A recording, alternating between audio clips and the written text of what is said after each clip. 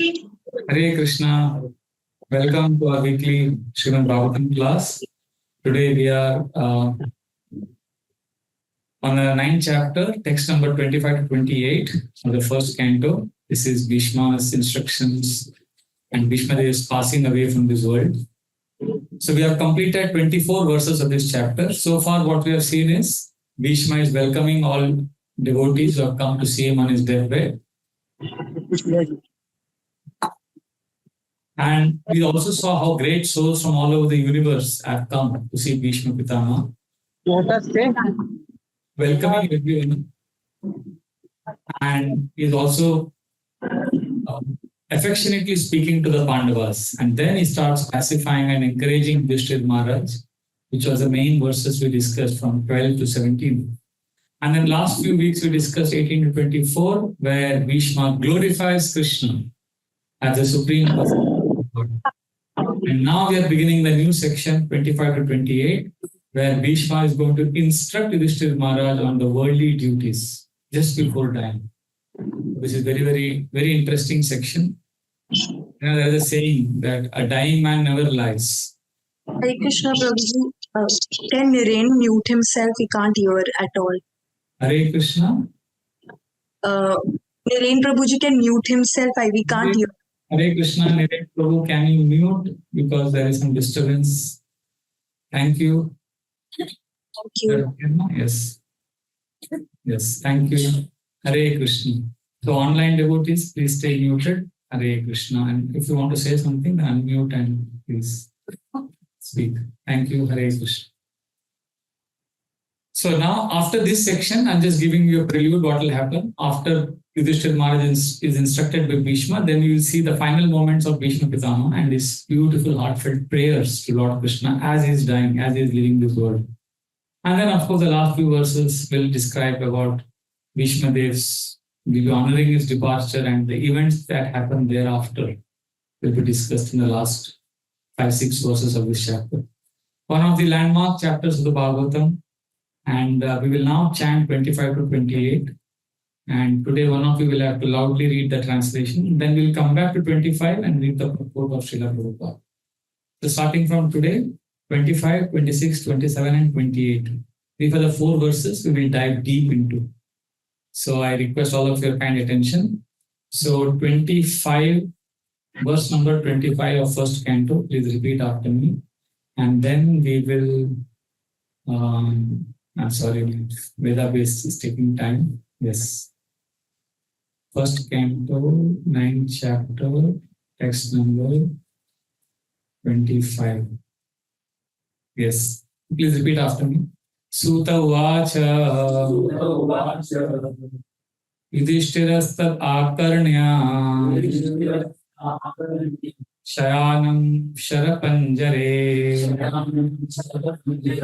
Aprachat Vividhan Dharman Rishinam Chanushunvatam. Please read the translation loudly. Translation. Sutta Goswami said, Maharaj Yudhishthir, after hearing Bhishma Dev speak in that appealing tone, asked him in the presence of all the great rishis about the principles of various religions. Yes. Hare Krishna, Niren Prabhu, please keep yourself muted. Thank you. Text 26. Purushasva bhava vihitan yata varnam yata ashramam vairagya ragopadipnam amnato bhayalakshanam. Translation. At Maharaj Yudhishthir's inquiry, Bhishma Dev first defined all the classifications of castes and orders of life in terms of the individual's qualifications. Then he systematically, in 2-fold divisions, described counteraction by detachment and interaction by attachment.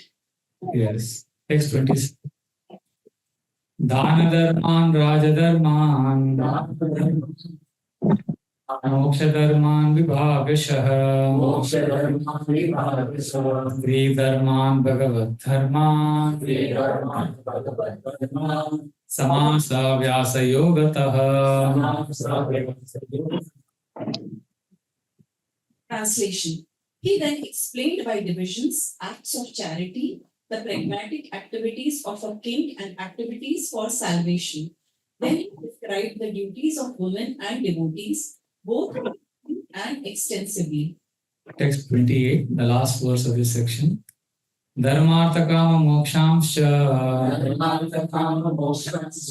Savopayanyata mune Nana kyane Varnyam asatatvave. Translation. Then he described the occupational duties of different orders and statuses of life, citing instances from history, for he was himself well acquainted with the truth. So did you notice something in this 25, 26, 27, 28? He's speaking about the Dharma, religious duties. He speaks about different castes, different duties of king, women, varnas. All this is just before dying. That means, although we are dying and we want to go back to Godhead, but we have some duties to perform while living in this world. So he is giving a very interesting analysis, and Srila Prabhupada writes very long purports. So we'll dive into these purports shortly. But just please understand what has happened before this. Srila Prabhupada has written in the previous verse purport in 24 that Bhishma is not interested in going back home, back to Godhead. We discussed that. He's more interested in serving Krishna. There is a difference. So if Krishna wants me to serve, and for that service, if I have to remain in material world, I don't mind. I know one devotee, I think all of you know him, Manavrindavan Prabhu. He always talks about going back home, back to Godhead, not missing the bus. Very, very intense. I think you all must be aware of this. So one day I confronted him. I said, Prabhu, are you sure you want to go back home, back to Godhead? What if Krishna comes in front of you and he says, and he can give you darshan, then what will you do? So he says, before Krishna disappears, I'll tell him, don't disappear. Before you go, take me with you. So I said, what if Krishna says you have to stay in material world? I said, no, take me back. I said, Prabhu, are you sure? If Krishna says this is my desire, you stay in material world, then? And then, Hanuman Prabhu was such a fanatic in terms of going back to God. It immediately changed his stance. Oh, if that is Krishna's desire, then I'll stay. हमको तो कृष्ण को खुश करना है ना. मतलब उनका फंडा clear है. He's very clear. So then I realized, this is exactly what Bhishma was feeling. Jana है back to Godhead, but ultimately, why you want to go back to God? You want to serve Krishna. You want to please Krishna. So our sampradaya is based not on our selfish desire. Like we have Sri Sampradaya, very famous Acharya, Ananta Acharya. There's a famous pastime. He used to worship Tirupati Balaji. He used to worship Lord Vishnu. So much love. One day snake bit him. And poisonous cobra. And his disciples immediately said, oh, Acharya, take medicine. He said, no need of medicine. Don't waste time. They said, no, it is very dangerous. You will die. So they kept bent and prayed to Lord Balaji. He's not listening to us. And he continued serving. He was plucking flowers for the Lord. So the disciples went and begged Lord Balaji, and Lord Balaji appeared to Anantacharya and said, "Arey, take medicine, Baba." So he said, "क्या होगा? आप इसमें time waste क्यों करने का? आपको सेवा कर रहा हूँ मैं." He said, "ये तो मर जाएगा." Balaji also told him like that. You will die. So he said, "See, if I die, I will come back to you. Then I will serve you there. And if I don't die because of this poison, I am serving you anyway here." So either way, I have to serve you only. It's a very famous pastime. The point is, devotee is focused on service. Srila Prabhupada also says that devotee is not afraid of hell also. He's not afraid of heaven, hell, nothing. He just wants to serve. And one of the most famous pastimes in Bhagavatam for this is Chitraketu Maharaj. He was cursed. By who? Mother Parvati cursed him in the 6th canto. So when she cursed him, Chitraketu Maharaj is so gracious, he accepted the curse and he smiled.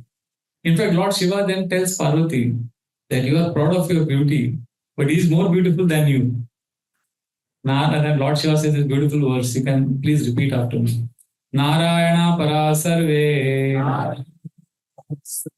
Na kutaschana bibyati svargapavarga narakeshu api tulyartha darshanam. One who is completely dedicated to Narayana, Krishna, na kutaschana bibyati, is not afraid of any situation. Swarga, apavarga, narakeshu, heaven, hell, or liberation. He is equipoised in all situations. Api tulyartha darshanam. For him, service to the Lord is most important. But they are only focused on Krishna, let me get association of devotees so that I can serve you. And let me hear about your glories so that I'm inspired to serve you. And let me serve you. These are the only three things they keep asking. Therefore, when Lord Vishnu appeared in front of Dhruva, 5-year-old boy, he has been desperately seeking a kingdom greater than his great-grandfather. And when the Lord appears before him and says, Dhruva, what do you want? Dhruva in all humility says, Bhakti muhu pravahatam tvaime prasango bhuyadananta mahatam amalashayanam yenanja solvanamuru vyasanam bhavabdim neshe bhavat gunakatam vritapanamatta. He says, katam vritapanamatta. I want to become mad by getting intoxicated, hearing about your glories. And I want to perform devotional service to you again and again. वो kingdom के desire चला गया. Bhakti muhu pravatam, and I want to do it त्वयि में prasango. Srila Prabhupada translates prasango as sangha means association. Prasango, Srila Prabhupada translates as intimate association. So Dhruva wants intimate association of devotees. When the Lord has come in front of him, he is saying, I want intimate association. We are in the intimate association of devotees so that we can get Lord. But he has got Lord, he wants devotees. Why? Bhuyad ananta mahata mangalashayana. Because they will always glorify you. In their association, my service to you will become better. Enanja solpanam muru vyasanam bhavabdim. This material world is vyasanam bhavabdim. It's emotion of suffering. It's dark. It's giving very graphic examples of this material existence. Neshe bhavat gunakatam utapanamatta. So my only hope is to hear about you, be attached to you and serve you. So Bhishma is doing this. He's in this mode of servant. I want to serve. In all the devotees, they may be in different rasas, but their mood is to serve. Even Arjuna is said to be in Vishramba Sakya. He is also friendship with Krishna, but it is a respectful friendship. So all of them, ultimately, they want to serve Krishna. This service, this is an attitude. This is very deep rooted. Simply having association is not enough. Sometimes people say association रहेगा तो सब हो जाएगा. जरूरी नहीं है. People who are in association and they do politics. People who are in association and they do violence.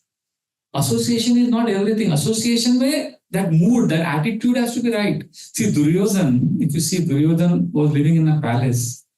In that palace, many great souls were coming. Narada used to come. Vidura was staying there. Bhishma, great Mahajan, was staying there. They would all come to Dhritarashtra's palace. Vyasadeva used to come to Dhritarashtra's palace. So you can imagine the great souls, great rishis, Daumya Rishi, all the great sages are coming there. So Duryodhana had abundant opportunities for good association. You can't say that he didn't have. He just didn't use it. Therefore, even in good association, you can be non-influenced. Therefore, Bhishma is teaching us. See, it's important. Otherwise, without that attitude, you may have great association, but pouring water on a stone, it will not really help. But some devotee's heart, you will see it is imbued with devotional mood. Bhishma is one of them. And you'll see later on in the next section, he's going to speak in flashback, all his attachment to Krishna. So therefore, it's very important. So now we have come to 25th verse, from where he's now instructing Yudhishthira Maharaj. So can you read the translation of 25 again? 25, 26, 27 and 28 is what we will discuss from today onwards. Text 25, translation. Sutta Goswami said, Maharaj Yudhishthira, after hearing Bhishmadev speak in that appealing tone, asked him in the presence of all the great rishis about the essential principles of various religious duties. So, see, please listen to this carefully. What is Yudhishthira Maharaj doing? He is asking in the presence of all great rishis about Dharma. Now, please hear the purport very, very carefully. It's a small purport. And after Mataji finishes reading the purport, I'm going to ask you one question, which is based on the purport. So if you're hearing attentively, you'll be able to answer. See, because it's very interesting. Yudhishthira Maharaj is asking questions to a man who's about to die. And is asking him, like when a person is dying, you talk to him and you encourage him or you tell him, remember Krishna. But here is Yudhishthira asking him questions about Dharma in this world. Very interesting. So see what Prabhupada writes in the purport. Very beautiful purport. Please read. Purport. Bhishmadev, speaking in that appealing tone, convinced Maharaj Yudhishthira that he was very soon passing away. And Maharaj Yudhishthira was inspired by Lord Krishna to ask him of the principles of religion.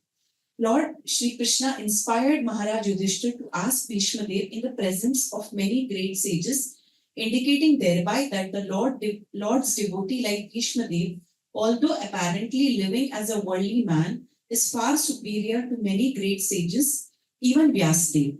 Another point is that Bhishmadev at that time was not only lying on a deathbed of arrows, but was greatly aggrieved because of that state.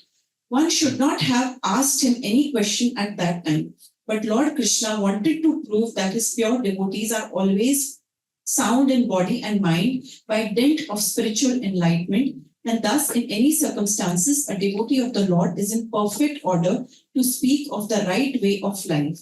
Yudhishthira always also preferred to solve his problematic questions when asking Bhishmadev rather than ask anyone else present there who was seemingly more learned than Bhishmadev. This is all due to the arrangement of the great wheel carrier, Lord Shri Krishna, who establishes the glories of his devotee. The father likes to see the son become more famous than himself. The Lord declares very emphatically that worship of his devotee is more valuable than the worship of the Lord himself. So even though one should not ask a person on deathbed these kind of questions, but still Krishna inspired Yudhishthira Maharaj to ask these questions to Bhishma. And what are the reasons? Because one by one. What are the reasons? Because he felt he was greater than even Vyasadeva. Because Krishna wanted to show that Bhishma is superior to many great sages. One of the three reasons. Second reason, he wanted to glorify his devotees, and Prabhupada says Krishna is more happy if his devotees are glorified more than he himself. And third reason, strong. Krishna wanted to prove that his pure devotees are strong in their sound body and mind. Three reasons why Krishna made Yudhishthira Maharaj ask these questions to Yudhishthira Maharaj. You were saying something?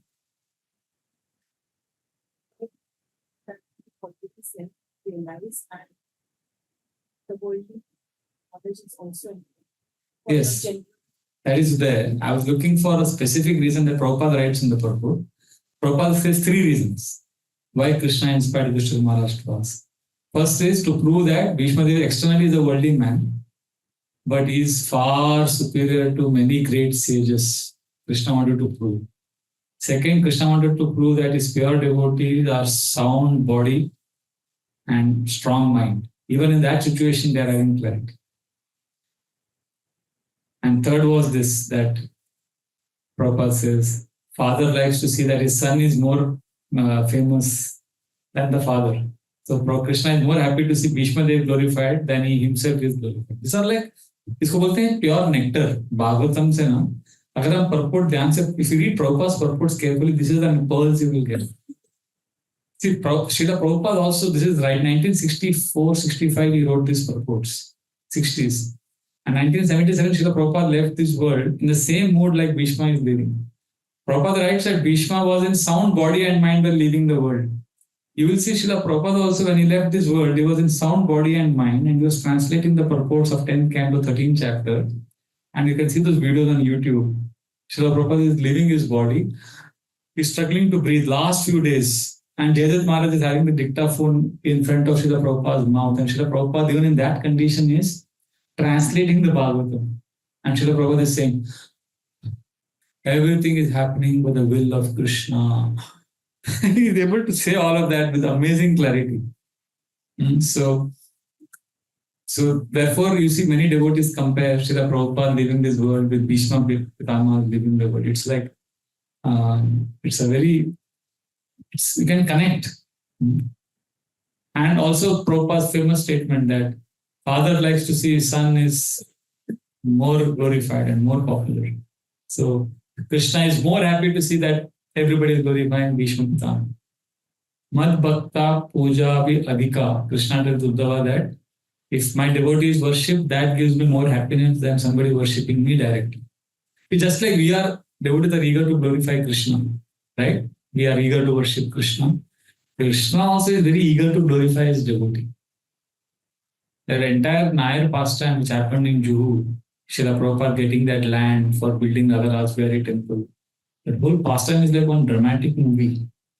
It's like, it's an incredible movie, where this Mr. N, Mrs. N, and all these Mr. Rane, Mr. Matre, Mr. Tembe, all these demons are attacking Srila Prabhupada. And all Srila Prabhupada fought against all of them and saved that land. So much of treachery and so much of cheating was happening.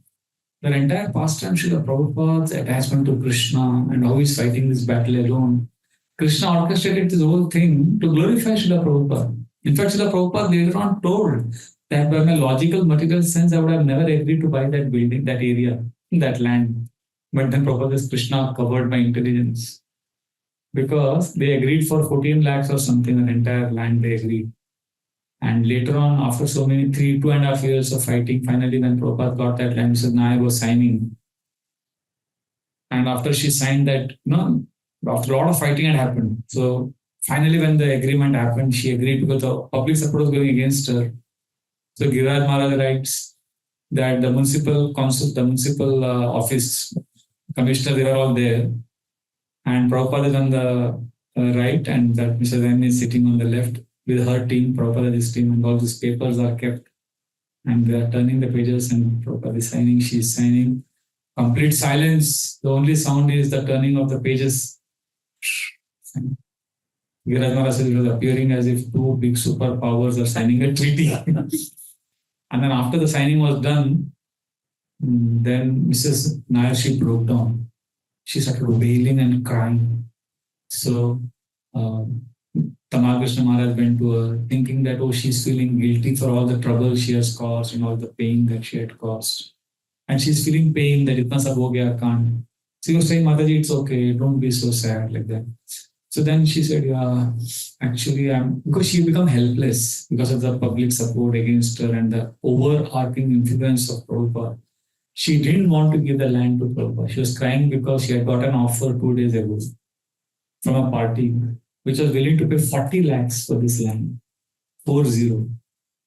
And she had given this to Prabhupada for total, Prabhupada had to spend was some 16 to 18 lakhs. You can imagine, it's a very big deal. And she knew that she's lost a big thing. So she was crying. So these are all pastimes of Prabhupada. And we glorify Prabhupada, we relish also when we hear. And when we are doing that, Krishna is happy, Krishna is smiling, just like Bhishma is glorified. And you see our entire Gaudiya Vaishnava, the mood is this. If you see Chaitanya Charitamrita also, Madhya Lila, that whole chapter on Sakshi Gopal, Nityananda Prabhu is narrating the pastime and Mahaprabhu is enjoying, he's hearing the glorification of that Brahman, that Sakshi Gopal pastime. And Nityananda Prabhu is glorifying whole chapter, even the previous chapter, Madhavendra Puri. Mahaprabhu glorifies Madhavendra Puri's devotional service to his associates, Nityananda Prabhu, Jagadanand, Mukunda, Damodar, they're all traveling to Jagannath Puri. Mahaprabhu is in ecstasy, the 200 verses glorifying Madhavendra Puri. Then glories of that Sakshi Gopal pastime. So Krishna derives more pleasure in glorifying his devotees. That's what is happening here. Bhishma's glorification, Krishna is enjoying. And even the troubles that these devotees go through, Like Prabhupada went through his troubles. Madhavendra Puri also went through a trouble to get that Chandan. What is that verse? Nija dukkha vigna adi na kare vichar. The second line. First line is the devotee goes through a lot of difficulty in his devotional service, but he doesn't. The devotee doesn't consider nija dukkha vigna adi na kare vichar. He doesn't consider the inconveniences he goes through in devotional service as inconvenience or trouble, because he is very blissful serving Krishna. And in Mahaprakash Leela, we see Chaitanya Mahaprabhu is tempting so many devotees, asking them for blessings, ask for blessings. So you will see, none of the devotees ask for material benediction. Everybody wants pure devotion service only. And Lord is sometimes tempting them, asking them in different ways. In the 7th canto, Narad Muni is describing this to Yudhishthira Maharaj, that Narasimha Dev is telling Prahlad Maharaj, ask for blessing. And Prahlad Maharaj, after Lord's instruction, tells Lord Narasimha Dev that I am not doing business dealing with you. I cannot ask. Then Lord Narasimha Dev says, I insist you ask. Then Prahlad says, okay, then please forgive my father, because he loved me. So what happens at the end of this pastime? You realize Prahlad's glories. Actually, Narasimha Prahlad pastime is there in all scriptures. In many places it is mentioned. But wherever it is mentioned, Narasimha Dev is hero. Hiranyakashipu is villain. But in Bhagavatam, Prahlad Maharaj is a hero. Dhritarashtra pastime is there in many places. Even in Rigveda it is mentioned. But everywhere, Indra is a hero, Dhritarashtra is villain. But in Bhagavatam, Dhritarashtra is hero. In Bhagavatam, Kunti Devi is hero. See, you will see Bhagavatam's paradigm is totally different. Devotee is glorified. Bhishma is glorified in Bhagavatam. So, therefore, even when Chitraketu Maharaj was cursed by Parvati, Prabhupada writes that this is the Lord's plan to glorify Chitraketu Maharaj. The first canto is ending also with Parikshit Maharaj being cursed, and Parikshit Maharaj accepts that curse as blessing. So again, that is his glorification. This is a benediction in disguise. Parikshit Maharaj is able to think like that. And this mode of Parikshit would not have been revealed to us if he had not been cursed. So the point is, even when devotees go through trouble, it is not that Krishna is cruel. Krishna is teaching the world the glories of his devotee through the trouble that he gives his devotee. So like this is one of the most beautiful purports of Prabhupada. And Prabhupada says 3 reasons why Krishna inspired Yudhishthira Maharaj to ask these questions to Bhishma. What are the first? He has better understanding than most of the sages, including Vyasdev. What is the second reason? He is sound in body and mind. That's what Krishna wanted to show. And third, Father is more happy when the son is glorified. Similarly, Krishna is more happy when pure devotees are glorified. Now we'll go to 26th verse. Yes, Mataji, can you read the translation? Translation. At Maharaj Yudhishthira's inquiry, Bhishma Dev first defined all the classifications of castes and orders of life in terms of the individual's qualifications. Then he systematically, in 2-fold divisions, described counteraction by detachment and interaction by attachment. So what we will do, caste and orders of life means Varna and Ashrama, Bhishma explains, and what he explains to Yudhishthira, Srila Prabhupada elaborates in the purport. So we will read only 2 paragraphs of the purport, and then the other paragraphs I will explain in my own words, because it is a very long purport. So first 2 paragraphs you can read, and then I will share some thoughts of the other purport. That way, we'll cover the entire purport. Yes. Purport. The conception of 4 castes and 4 orders of life as planned by the Lord himself, Bhagavad Gita 4.13, is to accelerate transcendental qualities of the individual person so that he may gradually realize his spiritual identity and thus act accordingly to get free from material bondage or conditional life. In almost all the Puranas, the subject matter is described in the same spirit, and so also in the Mahabharata, it is more elaborately described by Bhishma Dev in the Shanti Parva, beginning from the 60th chapter. The Varnashram Dharma is prescribed for the civilized human being just to train him to successfully terminate human life. Self-realization is distinguished from the life of the lower animals engaged in eating, sleeping, fearing, and looting. Bhishmadev advised for all human beings 9 qualifications: not to become angry, not to lie, to equally distribute wealth, to forgive, to beget children only by one's legitimate wife, to be pure in mind and hygienic in body, not to be inimical towards anyone, to be simple, to support servants or subordinates. One cannot be called a civilized person without acquiring the above mentioned preliminary qualities. Besides these, the Brahmanas, the intelligent men, the administrative men, the mercantile community, and the laborer class must acquire special qualities in terms of occupational duties mentioned in all the Vedic scriptures. For the intelligent men, controlling the senses is the most essential qualification. It is the basis of morality. Sex indulgence, even with the legitimate wife, must also be controlled, and thereby family control will automatically follow. An intelligent man abuses his great qualification if he does not follow the Vedic way of life. This means he must seriously make a study of the Vedic literatures, especially of the Srimad Bhagavatam and the Bhagavad Gita. For learning Vedic knowledge, one must approach a person who is sent person engaged in devotional service. He must not do things which are forbidden in the Shastras. A person cannot be a teacher if he drinks or smokes. In the modern system of education, the teacher's academic qualification is taken into consideration without evaluation of his moral life. Therefore, the result of education is misuse of high intelligence in so many ways. Yes. So we have read the 2 paragraphs. So there are many points actually. If you try to discuss only this purport, it will take us 5-6 classes. But essentially, if you see the last section of the purport, Prabhupada says, generally in education, competence is seen. But for spiritual education, competence is not the criteria. Character is the criteria. Competence means your ability to analyze and understand. But character means how you are living your life in congruence with the values that are given in the scriptures. Also, Srila Prabhupada in this purport talks about the 9 qualifications, Bhishma Dev's advice for human beings, and also the need for a spiritual master, and also controlling the senses and especially sex indulgence, even in legitimate relationships. If you see, everywhere in Bhagavatam, Srila Prabhupada talks about this. This comes repeatedly. Right in the beginning only, Shukdev Goswami. See, there are 2 topics which people don't talk about: sex life and death. Yeah, and these topics now people become very diplomatic, very official. They will never talk about it. But Bhagavatam na isko pura threadbare expose kar deta. So here Prabhupada very seamlessly is writing that I find it amazing. For the intelligent man, controlling the senses is the most essential qualification. It is the basis of morality. Sex indulgence, even with legitimate wife, must be controlled. See, if you see, Bhagavatam's mood is sense gratification is abominable. There may be license given in married relationship, but that is a concession.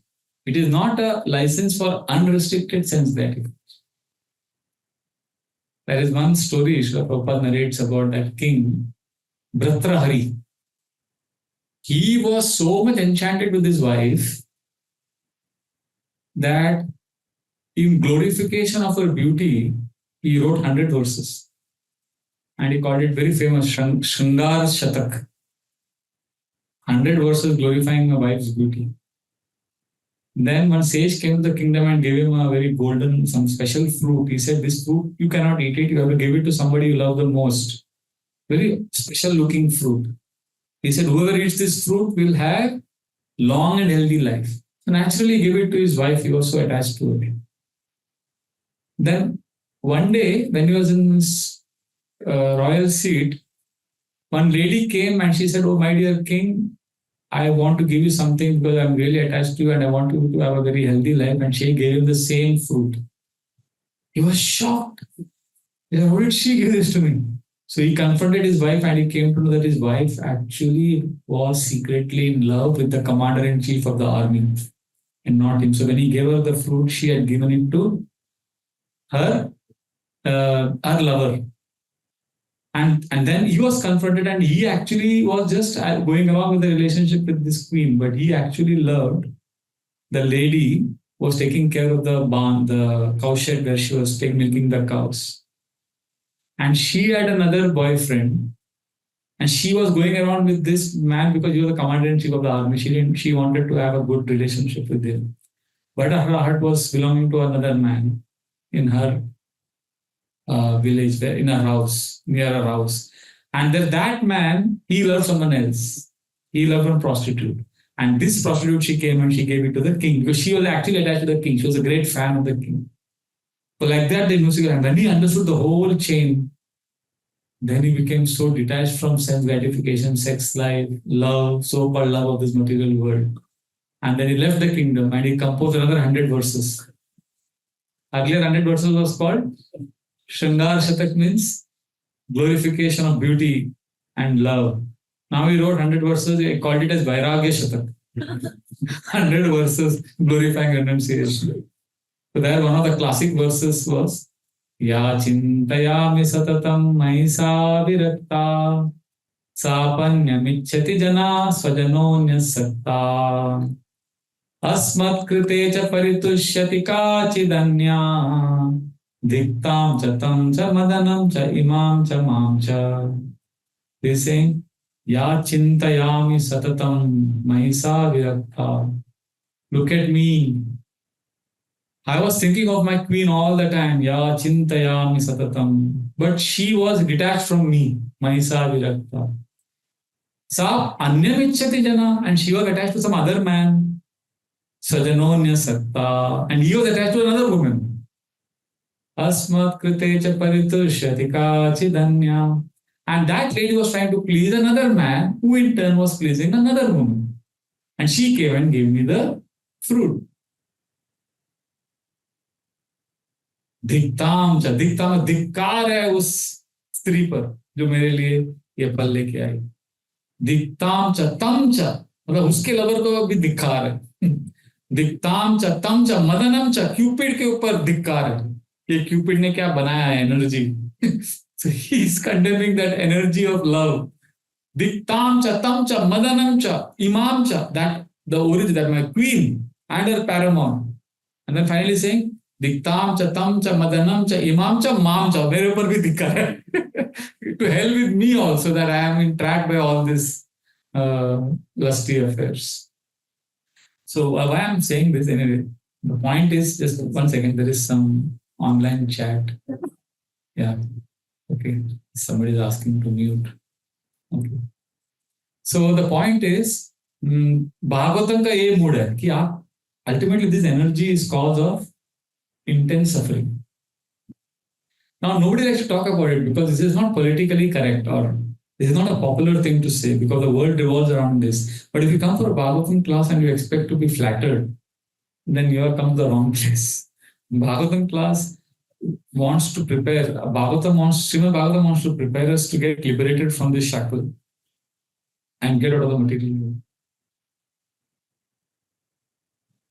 Because Prahlad Maharaj in his prayers to Lord Narasimha Devi says, Yanmai tunadi grihame di sukham mittucham kandu yane na karayo iva dukkha dukkham tripyanti neha tripana bahu dukkha baja Kandu tivan manasijam vishaheta dhira.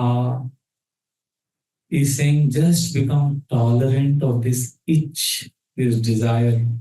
Just tolerate this, because the Maithun Sukh, Yanmaitunadi Grihamedi, the Grihamedi who engages in this as the goal of his life, the happiness he experiences is Yanmaitunadi Grihamedi Sukham Tucham. Tucham matlab एकदम insignificant. Then you may think, if this is insignificant, then why are people obsessed with it? They're obsessed with it because they don't have a higher taste. If they get a higher taste, then they will be able to see this as insignificant. Because they don't have anything higher, although it is miserable, they go back to that because they don't know anything better.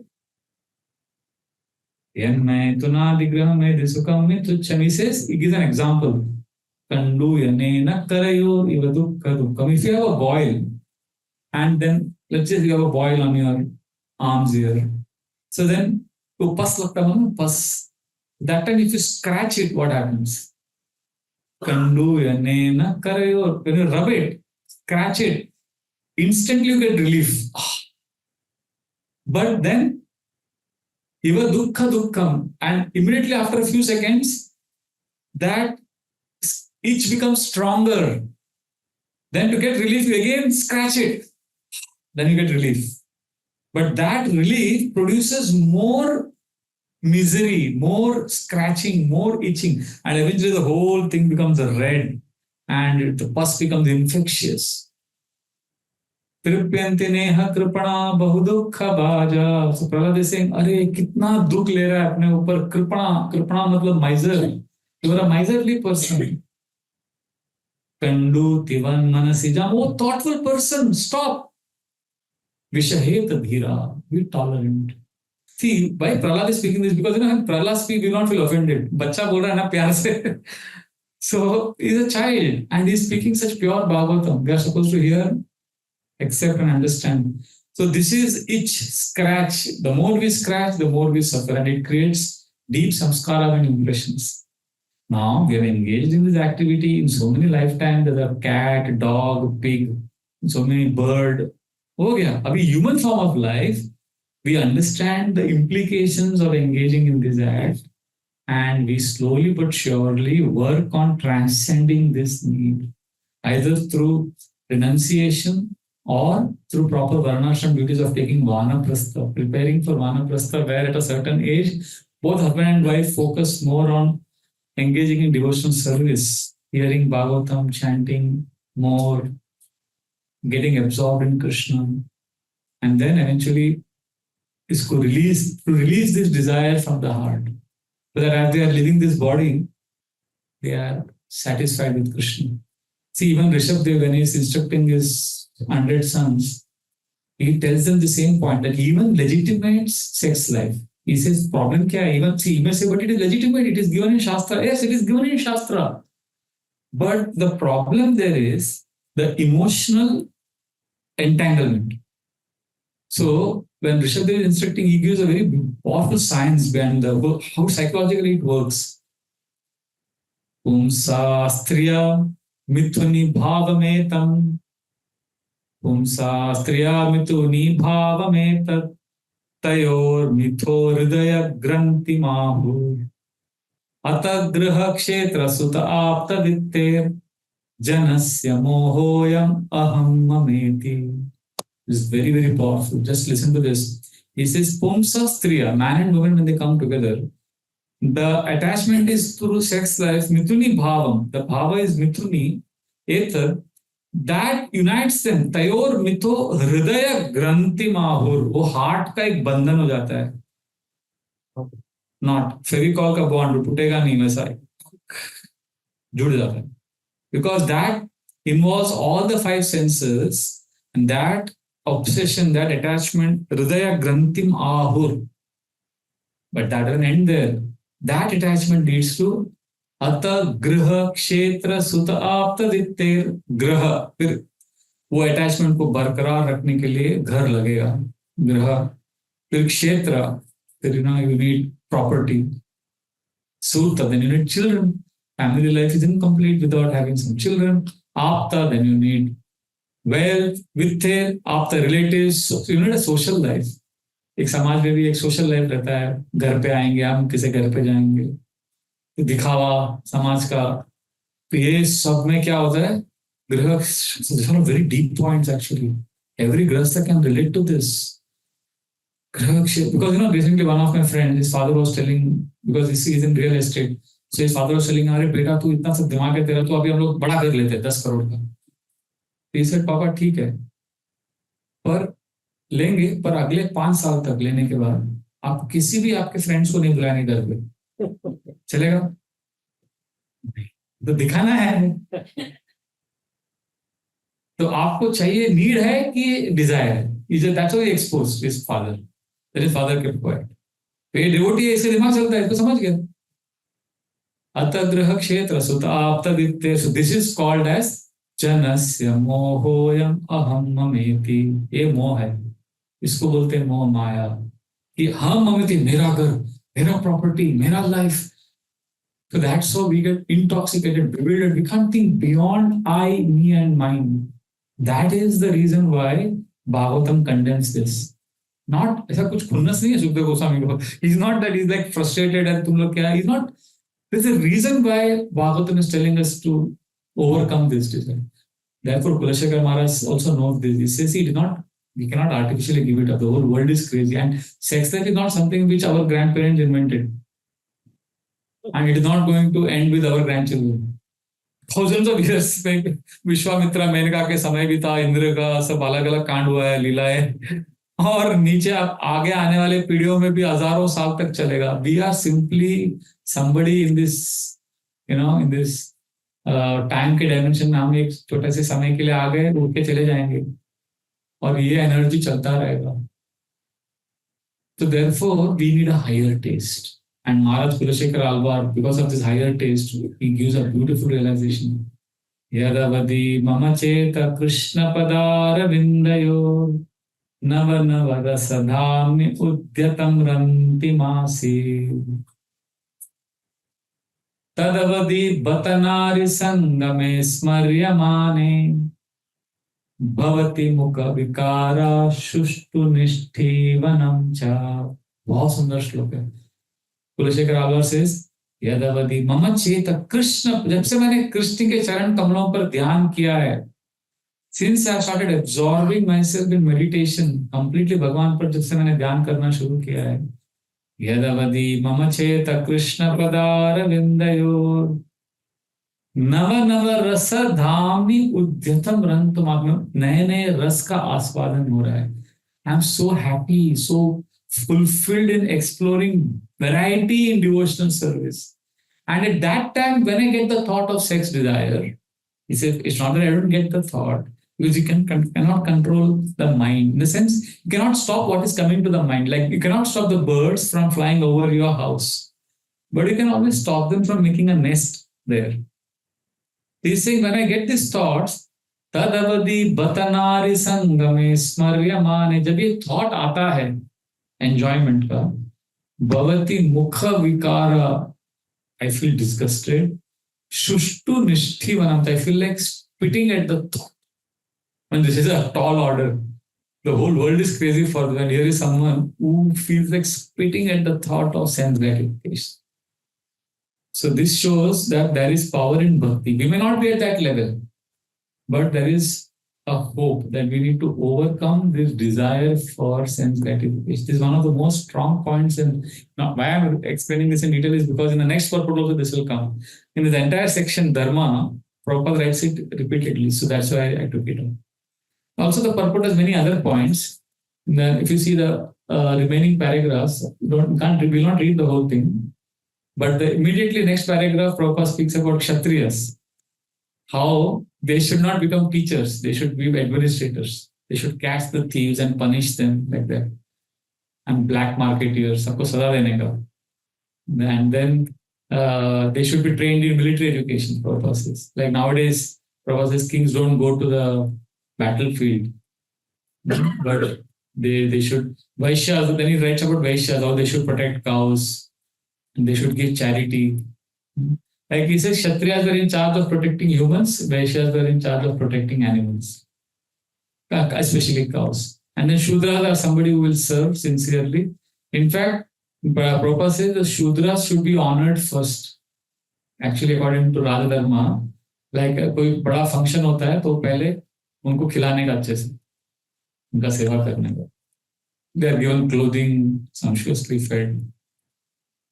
Because according to Bhishma's Rajdharma instruction, if the laborers are dissatisfied, they'll create agitation. Oh, communism ऐसे तो आया ना. So ये सब है शास्त्र में. So then Prabhupada, this is about the different varnas. Then Srila Prabhupada also talks about dharma, ashramas, brahmachari ashram, grihastha ashram. So how brahmachari ashram is a training for prospective candidates who want to enter into the grihastha life or become detached. But then Prabhupada says, household life, it ends, the last paragraph is very nice, last part. Household life is for one who is attached, and 100% sannyasi orders of life are for those who are detached. And brahmacharya ashram is especially meant for training both the attached and the detached.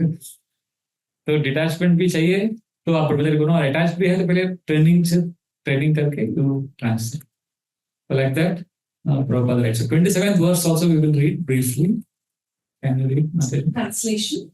He then explained by divisions acts of charity, the pragmatic activities of a king, and activities for salvation. Then he described the duties of women and devotees both briefly and extensively. Yeah, so you can read the first paragraph because we'll just see our mood in this Bhagavatam class is we want to cover every translation, every verse and purport of the Bhagavatam. That is how we began. But some purports are very long, and just to honor the flow, we'll just cover it and we'll explain it. But some purports we can read, smaller purports, and somewhere we'll read 1 or 2 paragraphs, and then other paragraphs I'll explain in my own words. So can you read the first paragraph, please? Purport. To give charity is one of the householder's main functions, and he should be prepared to give in charity at least 50% of his hard-earned money. So don't get disturbed if you see. Okay, before you go ahead, I want to explain. This is very, very important. There is something called as principle, and there is something called as application of the principle. The principle application can be according to our capacity. I have told this example many times. Principle is light removes darkness. That is the principle. But how light removes darkness, application is different. Sun's ability to remove darkness is different than a matchstick's ability to remove darkness. But when you light a match in a dark room, the principle is followed. Light removes darkness. And when morning sun rises, the principle is followed. Light removes darkness. Right? Both are following the principle. But matchstick kya hai, sun kya hai? But both are following the principle. Similarly, for Bill Gates, if he reads this purport, 50%. उसके लिए ठीक है. But not for grahasthas in 21st century living, struggling, paying their EMIs, rents, बच्चों का शादी, पढ़ाई, education. It's understood. So that's why I said Bhagavatam is meant to make us humble, not to make us impulsively act and give up things. Bhagavatam's purpose is not to make you impulsively act. Its purpose is to make you humble. कि हम उधर नहीं हैं, हम एक दिन जाएंगे, एक दिन आएंगे उस सर पर. Because grahastha life is a compromise. Even Brahma's order is compromise. Everything is compromised in Kali Yuga. So what we have to do is we have to be dedicated, we have to be sincere. And that dedication takes many forms. And one of the forms it takes is compromise. But compromise is not the foundation of grahastha life or brahmachari life. It is dedication. But क्या करें? तो 50% नहीं होता तो ठीक है, आगे बढ़ो, सेवा करो, प्यार करो कृष्ण से. Yes, Mataji, can you continue reading? Hard-earned money after that, or brahmachari? A brahmachari or student should perform sacrifices, a householder should give charity, and a person in the retired life or in the renounced order should practice penances and austerities. Those are the general functions of all the ashramas or orders of life on the path of self-realization. In the brahmachari life, the training is sufficiently imparted so that one may understand that the world as property belongs to the Supreme Lord, the personality of Godhead. No one, therefore, can claim to be the proprietor of anything in the world. Therefore, in the life of a householder, which is a sort of license for sex enjoyment, one must give in charity for the service of the Lord. Everyone's energy is generated or borrowed from the reservoir of energy of the Lord. Therefore, the resultant actions of such energy must be given to the Lord in the shape of transcendental loving service for Him. As the rivers draw water from the sea through the clouds and again go down to the sea, similarly, our energy is borrowed from the Supreme Source, the Lord's energy, and it must return to the Lord. That is the perfection of our energy. The Lord, therefore, in the Bhagavad Gita 9.27 says that whatever we do, whatever we undergo as penance, whatever we sacrifice, whatever we eat, or whatever we give in charity must be offered to Him, the Lord. That is the way of utilizing our borrowed energy. When our energy is utilized in that way, our energy is purified from the contamination of material abilities, and thus we become fit for our original nature, life of service to the Lord. Yes. So this is a mood that basically brahmachari, grahas, vanaprasthas, everybody, we have to give. Our mood has to be giving. Then we will be happy. See, simple. There are, we all have three needs. Let us make it very simple. Everybody has three needs. Generally, we all focus on two needs only. That is why we are not happy. First is physical need. Physical need is, to put it very grossly, I want enjoyment. I want food. I want pleasure. That is a physical need which everybody has, which we all take care of. What is it? I want food. I want pleasure. The whole world is focusing on this need. मुझे क्या मिलेगा? मुझे pleasure चाहिए. And it is not wrong, but problem क्या है? This is not complete, because इसमें problem ये है कि how much ever your desires are fulfilled, you will not be happy because the desires are more than your capacity to enjoy. That is why the people are suffering, because on the one hand, modern society is telling you to fulfill desires, and on the other hand, modern society is also saying, let us have peace. How can you have peace when you are putting petrol on fire? It's a बहुत बड़ा paradox है, बहुत बड़ा contradiction. So then many people have understood that I want food, I want pleasure is not sustainable. Then there is a second need we all have. Physical need हो गया. Second is emotional need. Emotional need is I want love. Love is also like food only. See, when a child is born, child wants food and child wants love. Children who don't get love, they eventually become, when they grow up, they become mentally unstable. So, I want food. I also want love. So, and this is a problem. Because how much ever love you get, you will always want more. And there are people who get so much love, they are still complaining. I don't know if you met people like that. आप बोलते हैं सब कुछ है इनके life में, फिर भी रोते रहते। अरे हमको प्यार नहीं करते, घर वाले ये नहीं कर, अरे यार हम इतना सब दे रहे हैं आपको. So I want love is also not sustainable, because ultimately physical and emotional both are centered on I want love, I want food. 99.9% of the population is only trying to fulfill physical and mental need, emotional need. Either I want food, I want love. But if you really want to be happy, we need to fulfill the spiritual need, which is I want to give love. Spiritual need is fulfilled when we give. That's what Prabhupada is writing in this purpose. मुझे देना है. Physically is I want pleasure. Emotionally is I want love. But spiritually is I want to give love. That is a game changer. When we start fulfilling the spiritual need, which every soul has this need to give love, once we start fulfilling that need, then we will actually be happy. Because we are giving beyond ourselves. Even love, when you hear the word love, you see this. When you hear the word love, first thing is somebody should love me. But I want love. Love का भी जब हम सोचते हैं तो मेरे को कौन प्यार करेगा? It's unsustainable. So I want to give, and when we are living in this space, then in every situation you will be a practical application of this mood is, we need to ask, whenever you're disturbed or whenever something happens, we need to ask this simple question: how can I serve now?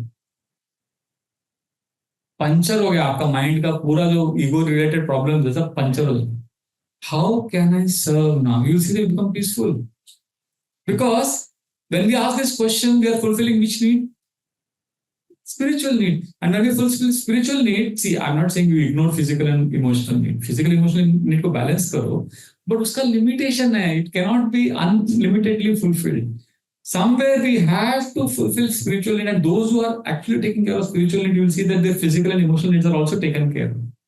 But again, you cannot ignore physical and emotional needs, but spiritual needs are most important. So when we learn to give, and especially ask this question, how can I serve now? You'll see you are peaceful. Like I remember, I have been traveling to Europe many times. So it is not something which is new for me. But still, this year my Europe visa got rejected. Not once, but twice. And that too on very flimsy reason. I went in March to France and I applied now. They are saying, no, we cannot give you visa because you are a threat to our national security. I applied to Germany. Germany says, you are a threat to our national security, you are a threat to our public health, you are all papers are there, everything. A message also has standard template, standard paper, bank statement, everything is there.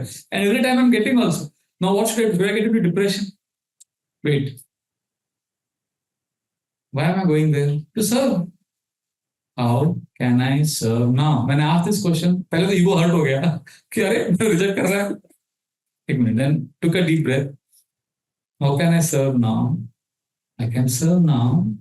Immediately Krishna inspired me. One of my friends, Amarendra Prabhu and his friend Adigatata Prabhu from Atlanta, they stayed together. So Adigatata Prabhu and Amarendra Prabhu had sent me a message long time back about one devotee who was in difficulty and I had forgotten. But when I asked this question, how can I serve now? I took a deep breath. Suddenly वो याद आया. Krishna in the heart inspired me that Prabhu is in trouble. And then immediately I took the phone. I messaged him, उसको बोलो मेरा contact दे दो. And that Prabhuji called me in 5 minutes. We fixed up an appointment. Mara gaya phone pe, and that person I wanted something because he's from the same family background that I am from same community, same village, and he had some similar issues he's facing at home, which only we know.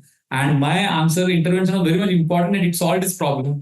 And I was so happy because I asked this question, how can I serve now? I actually helped someone tangibly rather than sit and lament about, अरे मेरे तो अन्याय हो गया, ये लोग ऐसा कर रहे हैं, ऐसा कर रहे हैं, कैसे visa reject किया, all that problem चला गया. And when I added value to that person's life, when I gave him love, I was so happy. I was so fulfilled. फिर मुझे लगा मेरा लॉस नहीं है, उनका लॉस है. Because मेरा तो सेवा चल रहा है. क्योंकि उधर भी बच्चों के लिए जा रहा था मैं. पांडव इधर मैं लातूर गया, I went to so many places, Chennai, वहां के बच्चों को टाइम दिया, completely satisfied, दिल खुश हो गया, सेवा चल रहा है, कोई प्रॉब्लम नहीं. How can I serve now? Simple question. Well, I want to give love. That is spiritual need. So we need to spend some time on fulfilling this need. And this need is fulfilled when we give. And that's a Bhagavatam, this purport also Prabhupada specifically saying, Grahastha, give charity. Brahmachari, perform austerities. Basically the spirit of giving. And even if you're not devotee, I've seen in many families, many traditions, there's a culture of giving. You see traditional families, I've seen so many people. I've seen my own uncle who had 8 brothers to take care of and all that. But still he gave his astrological consultation, his tuitions and all to children without charging fees. Bhagwan dekhenge, karenge. See, living with less is not torture. Nowadays, we have no idea about this concept. Yeah. How can somebody live with less needs? I'm not saying work less. Work not according to your needs. You might have less needs, but work not according to your needs. Work according to your capacity. If you are talented, if you have ability to do the work, earn more money, but keep your needs simple. So the idea is to give that energy to service.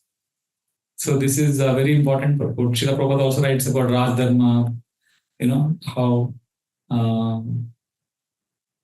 he criticizes democracy's method of manipulating votes. It's amazing. Prabhupada को इतना vision था कि कैसे votes का manipulation होगा, लोग complain करेंगे. Actually, this election which happened recently, if NDA had got 400 seats, the whole EVM scandal theory was all ready. बहुत बड़ा international conspiracy होने वाला था. All the report, everything was ready.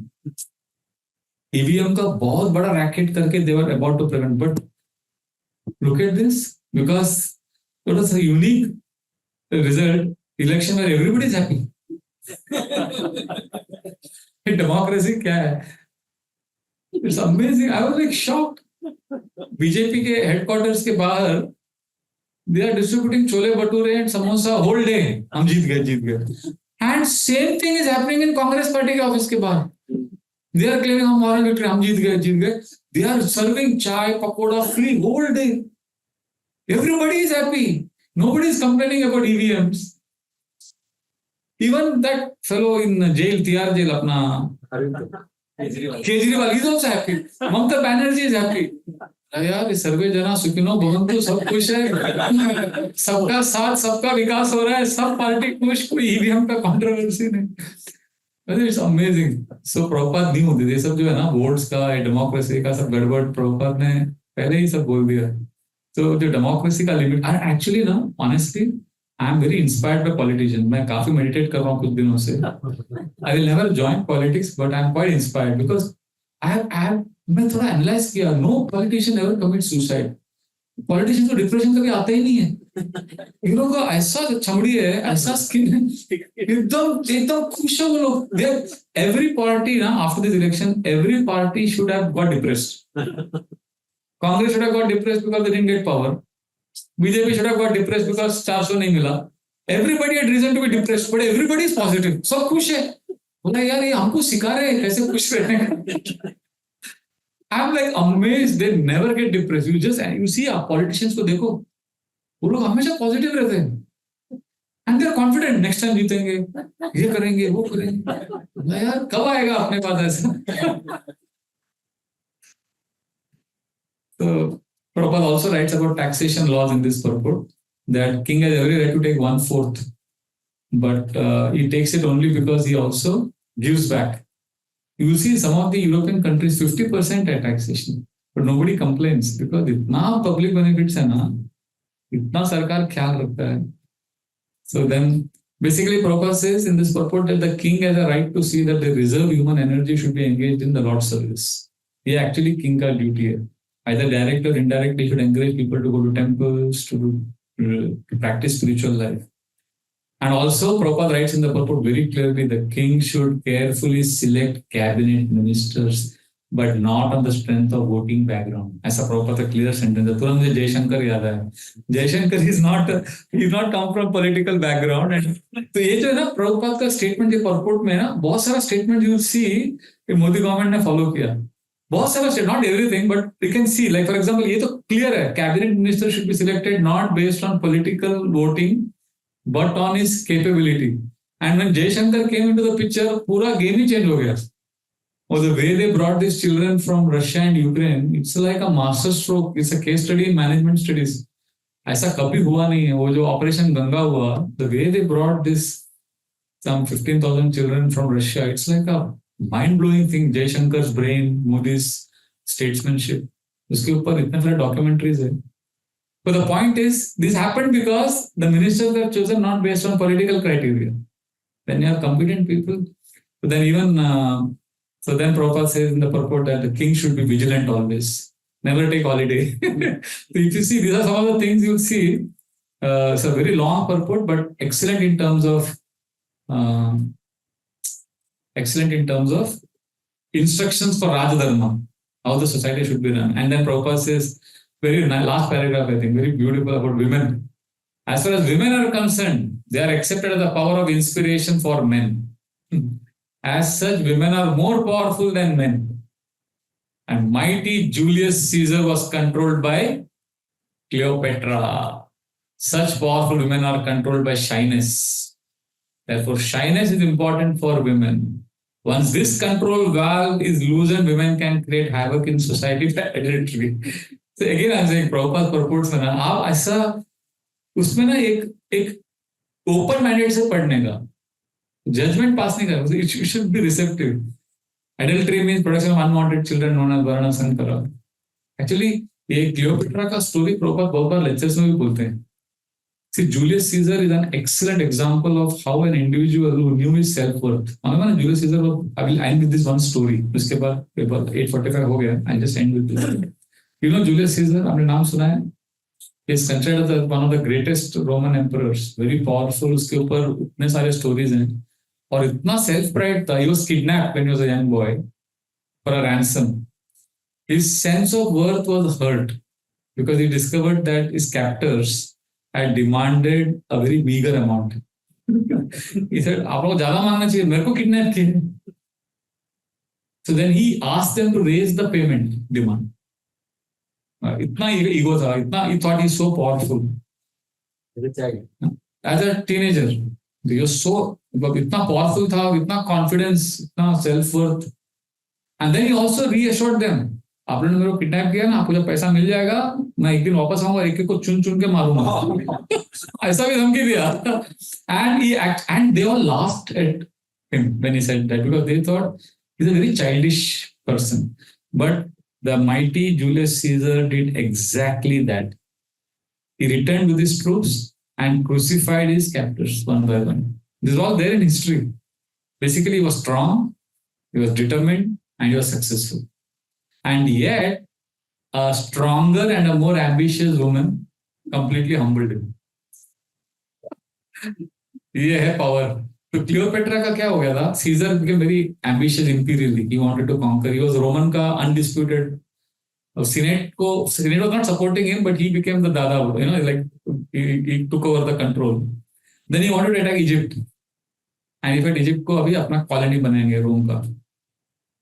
He was 51. Now, Egypt में क्या लफड़ा चल रहा था? तो there was a 21-year-old lady, Cleopatra. And she was also very ambitious princess of Egypt. But her brother had banished her. So she wanted the throne of Egypt because her brother was now occupying. So to achieve her plan, what she did, she seduced Caesar. Caesar को gift भेजा, Egypt का famous carpet, बड़ा सा carpet भेजा gift में. From Cleopatra, the 21-year-old attractive princess of Egypt. तो scissor खुश हो गया, बोला खोलो कारपेट. तो कारपेट खोला तो अंदर से क्लियोपेट्रा बाहर आ गई. She had packed herself in the carpet. And she presented herself. Julius Caesar तो वाह हो गया, उधर ही फिदा हो गया, नजरें मिली, दिल धड़का, प्यार हो गया. फिर दोनों रमने लगे, दोनों फिर मतलब her feminine charms, a 21-year-old woman completely entrapped this 30 years बड़ा था, senior था उससे. So Caesar not only submitted to her manipulation, but he abandoned his plan to capture Egypt. In fact, he fought against Egypt, conquered Egypt, and restored her as the queen of Egypt. मतलब, he defeated her brother in battle. So you see, Caesar became a victim, and as a toy, he was used by Cleopatra, and later on she dumped him. And then, of course, then what happened? Meanwhile, Senate में वो लोग ने पूरा वो किया, 51 people, 55 people. वो Brutus, I don't know if you know this story. हमको history में था स्कूल में. Brutus उसका खास आदमी था. He was the last one to stab Caesar from behind. You too, Brutus करके उसका famous statement है. You too, Brutus, तुमने मुझे छुरा भोंक दिया. तो Caesar was like shocked. उसके दोस्त ने उसको मार दिया. Actually, when Caesar used to defeat all these armies, now उसका famous statement है. Very, very famous, used to say, Veni, Vidi, Vici. I came, I saw, I conquered. But he was conquered, by Brutus, first by Cleopatra, then by Brutus. So we like Julius Caesar, we may conquer the world outside of us. We may be very powerful. But we may be the CEO of a company, prime minister, bada cheez ban sakte, Bollywood superstar. But in the inner world, we have Cleopatra and Brutus. Our ego, our mind can destroy us. But temptations, distractions are there. So we have to live consciously. So then what happened? The story doesn't end there actually. Julius Caesar was finished. Then the Senate appointed, very interesting story, Octavian and Mark Antony. Mark Antony and Octavian were two men who were commanders of the Roman army. And they used to fight many battles together. They were best friends. And on the behalf of the Senate, they were politicians, army leaders. And under the Senate, they were ruling Rome. So they decided to fight Egypt and subjugate Egypt and control Egypt. Because वो Caesar का उसके साथ वो enjoy कर रहा था ना, तो Rome did not approve of it. People did not approve of it. But Caesar was oblivious to them. So they said, now आप दोनों करो कुछ. Restore the Rome's dignity. So Mark Antony and Octavian, they used to fight together against all armies. But what happened? Cleopatra was so smart, she used her magical charms and she trapped Mark Antony. And with the grip of her deadly sensual allurements, Mark Antony, he partied and enjoyed with her all the lavish enjoyments, opulences. And Rome became weaker. Antony was passionate. He was also blinded. And he enjoyed with her in Egypt. And then the Rome's का Senate ने argue किया, push किया. So Octavian attacked Egypt. Rome attacked Egypt.